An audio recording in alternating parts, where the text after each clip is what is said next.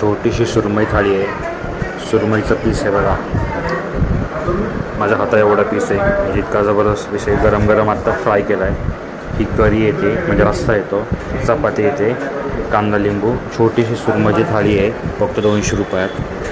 200 रुपयात मिळणारी अलिबागची छोटी सुरमईची थाळी. त्याच्यामध्ये चपाती येतात, 2 चपात्या आहेत. चपात्या पण चांगल्या आहेत, घरगुती चपात्या आहेत, बऱ्यापैकी चांगल्यापैकी जाड आहेत.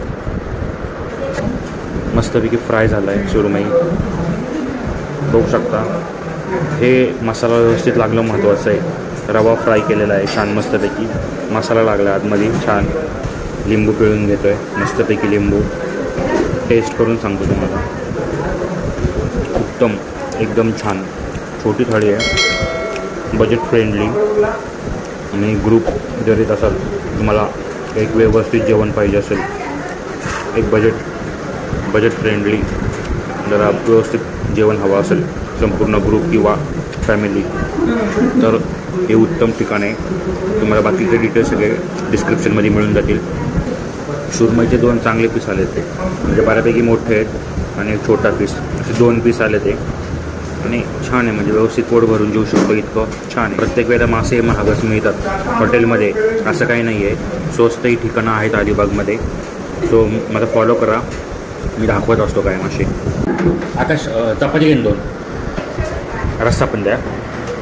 2 चपात्या झाल्यात, पुढच्या 2 चपात्या मागवल्यात. आणि सुरमईचा एवढा पीस शिल्लक आहे मला.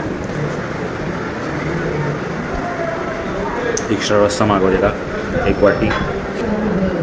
लिंबू तर झालंच पाहिजे, लिंबू विषय.